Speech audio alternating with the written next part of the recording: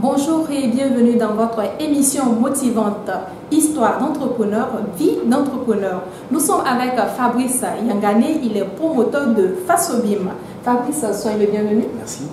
Alors, votre histoire en tant qu'entrepreneur débute quand exactement? Alors, l'histoire de Fasobim débute exactement en 2017.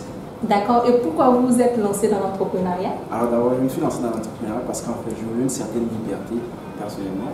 Ça me fait déjà m'être libre en fait de mes gestes et de mes mouvements en fait, parce qu'en fait, je trouve que quand je suis contraint en fait, à travailler avec certaines je ne suis pas motivé. Je suis pas motivé, la motivation me manque et je ne me donne pas à fond en fait, c'est un petit peu ça. D'accord. Alors, c'est quoi Fasobim?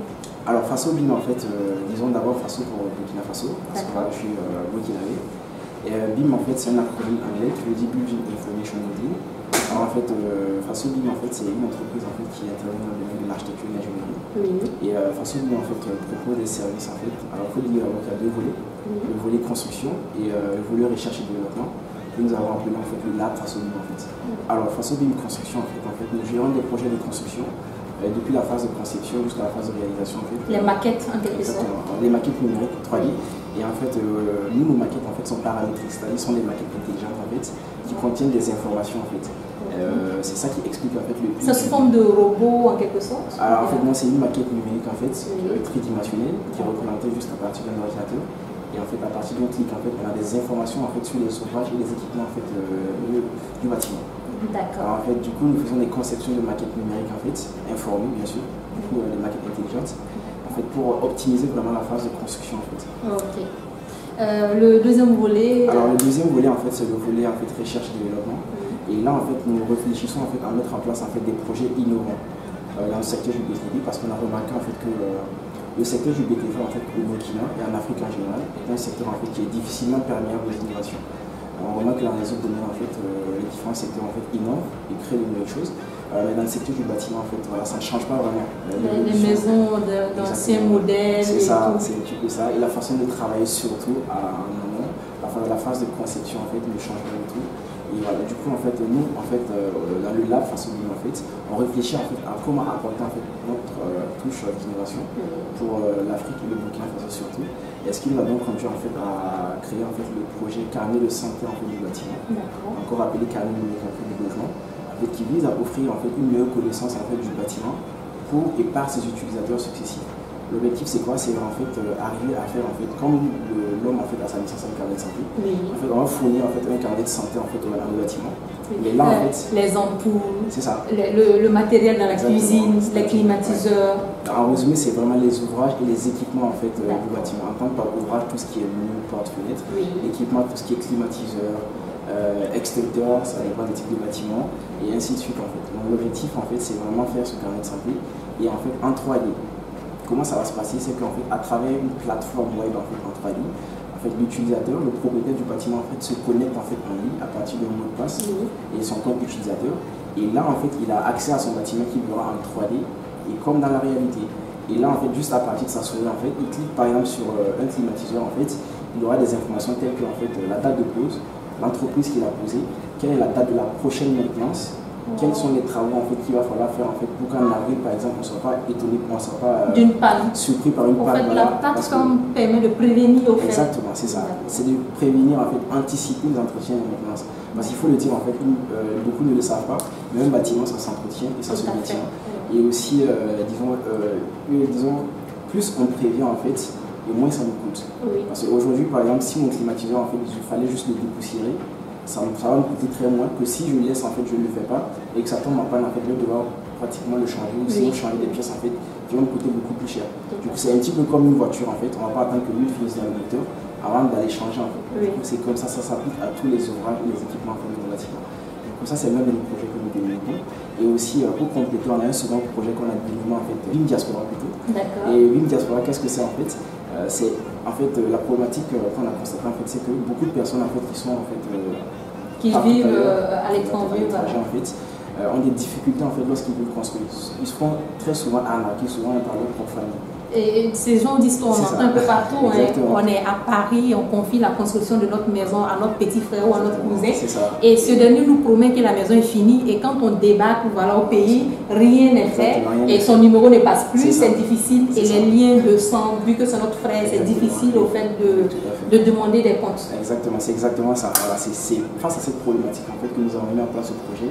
Parce qu'en fait, Fasobim est implanté en, fait, en Europe, à Toulouse plus précisément. Et avoir en fait le volet études en fait à Toulouse qui puisse en fait gérer en fait la phase de construction en fait partout ailleurs, du coup en Afrique par exemple, ça donne une certaine confiance en fait à nos clients. Et en fait ça permet de suivre l'évolution et avec nos projets par exemple Carnet Santé, lorsqu'on associe à ça, en fait, on peut voir en fait l'évolution de la construction en fait en ligne en 3D. Et les qualités de matériel utilisé aussi. Exactement, c'est ça, parce que là en fait il a vraiment toute une transparence en fait, tout en n'étant pas en fait sur place. Et il suit aussi l'évolution du budget, parce que dès la phase, si par exemple on est au niveau en fait, du niveau de construction du premier niveau, il le verra en ligne en fait et que ça évolue vraiment. Si c'est vraiment fait ou pas. C'est ça, exactement. Et là en fait voilà, il suit vraiment l'évolution de la construction, et là il a une certaine garantie, une assurance. Et vu qu'on est rentré en France, en fait, on a des garanties en fait, qui ne nous permettent pas en fait, de ne pas faire en fait, bien le travail qu'il faut. Parce qu'en fait, voilà, on est couvert par les garanties et puis ça fait aussi qu'il y a vraiment du surveillance. Oui.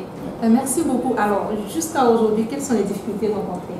Alors, les difficultés rencontrées, d'abord, en fait, il faut dire en fait, je me suis lancé en fait, assez jeune. Je me suis lancé juste à l'issue de mes études de master en génie civil. Et je me rappelle en fait, je devais faire mon soutenance en septembre 2017. Et en fait, j'ai créé l'entreprise en juillet 2017. À 23 ans. C'est ça, à 23 ans. Avant la fin de mes études, mais j'avais fini en fait déjà mon stage. Et c'est là en fait que je me suis dit bon, que je me lance. Et c'était une difficulté, pourquoi? Parce qu'en fait, disons, l'entourage en fait n'était pas trop d'accord, surtout la famille. Pas qu'ils ne m'encourageaient pas, mais en fait c'était plus inquiet. Étant si jeune, voilà. Les parents sont inquiets, ils se demandent si j'allais y arriver, et ainsi de suite.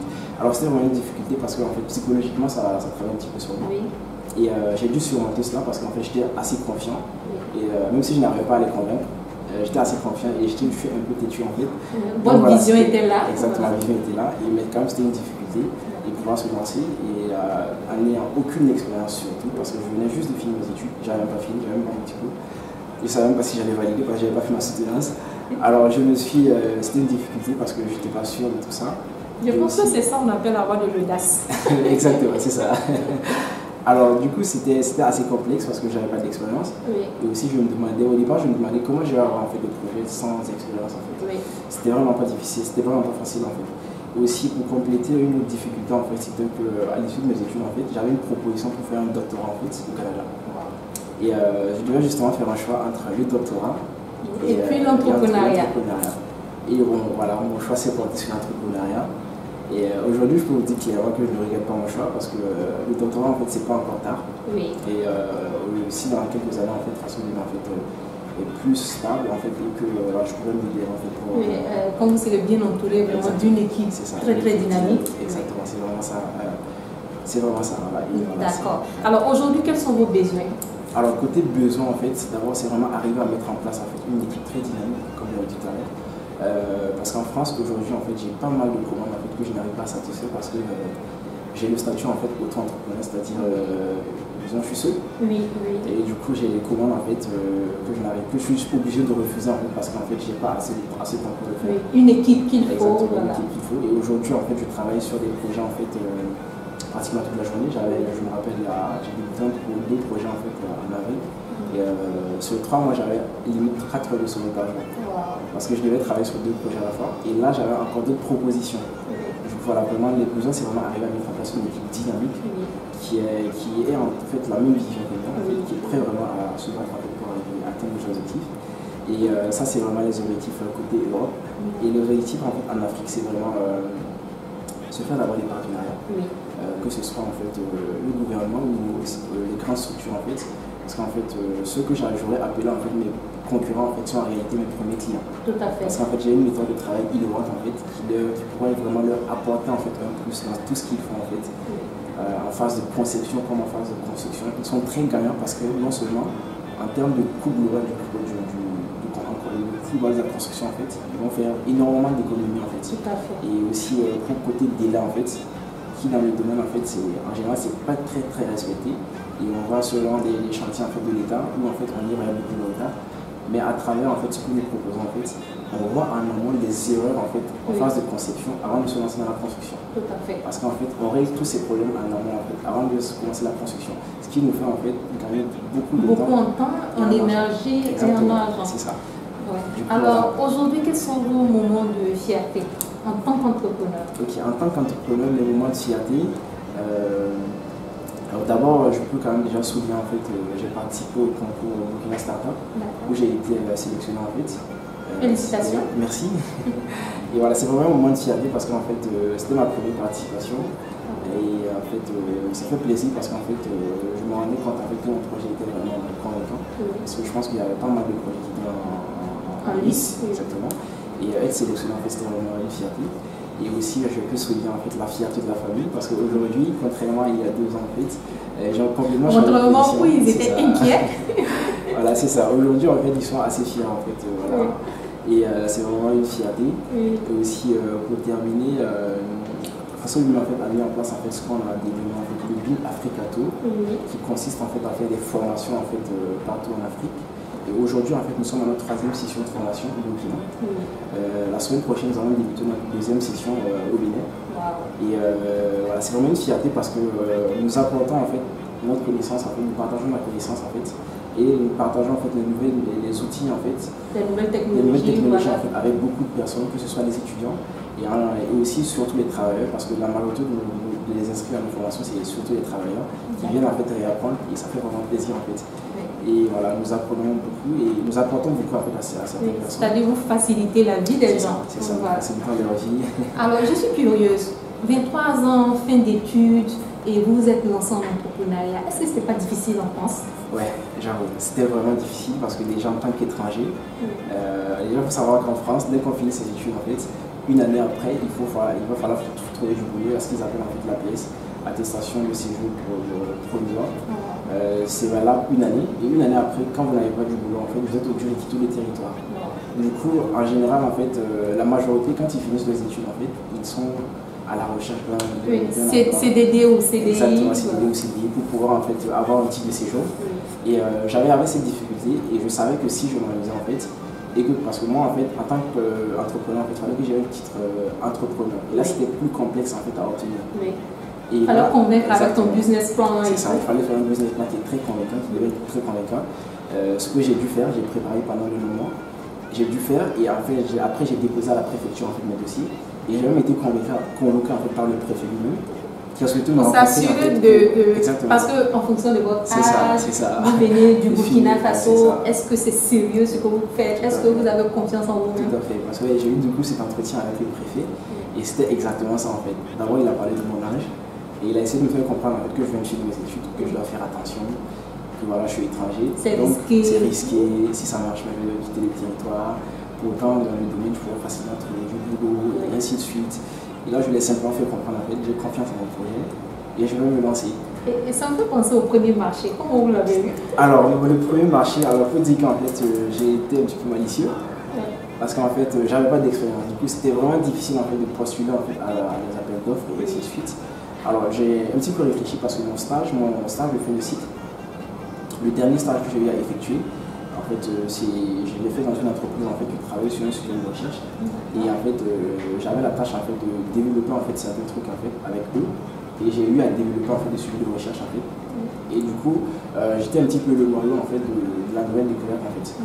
Après, je me suis dit, ils ont voulu m'embaucher à la fin de mes études. Et du coup, ça m'aurait justement permis par exemple d'avoir le papier facilement. Et mais bon, je me suis dit, ok, disons que je suis celui en fait, qui maîtrise le plus. Et si je profitais de cela en fait, pour être consultant?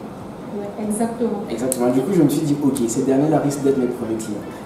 Et du coup, quand je me suis lancé, du coup, un jour, ils ont voulu m'embaucher et tout, j'ai refusé. Et après, je les ai contactés, je leur ai dit, en fait, aujourd'hui, je suis consultant. J'ai un statut. Est-ce que vous avez besoin de mes services en tant que consultant? En tant que consultant, c'est ça. Alors, effectivement, ils n'ont pas hésité parce qu'on a eu à travailler ensemble. Et ils étaient vraiment reconnaissants par rapport à tout ce que j'avais fait pour eux. Et effectivement, le premier marché, c'était comme ça. On a géré les premiers projets à Toulouse. Et après, on a eu en fait des marchés sur Paris, à Paris, où en fait on a géré des résidences en fait, C'est des bâtiments à plus de 17 étages. Wow. Il y avait 3 bâtiments de plus de 17 étages. Et là, en fait, j'étais vraiment en charge en fait, de la maquette numérique de ce bâtiment-là. Et à l'issue de ce projet, en fait, l'entreprise de construction en fait, qui était chargée en fait, de ce projet, ils avaient en fait, ils ont un sous-traitant aussi qui travaille avec eux. Et ils ont vu en fait, le travail qui avait été fourni.